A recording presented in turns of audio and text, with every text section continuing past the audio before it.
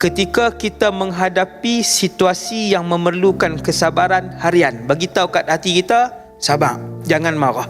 Maka daripada situ Allah Ta'ala akan bagi sifat sabar itu, pohon ni sabar itu tumbuh dalam hati kita. Maka ada benih sabar itu.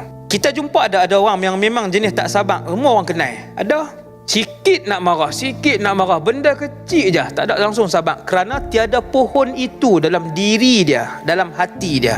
Tak pernah disemai pohon sabar itu dan tak pernah ada. Maka cara dia ialah bila menghadapi situasi yang memerlukan kesabaran, bagi tahu kat diri kita sabar. Bila kita bagi tahu sabar kan, kita akan tahan hati kita untuk tak marah, untuk tak keluar perkataan yang tak elok. Waktu tu Allah akan gantikan pohon tu. Kemudian dia membesar, dan akhirnya dia menjadi begitu banyak dalam diri kita. Kita akan perasan kita dah boleh mula sabar.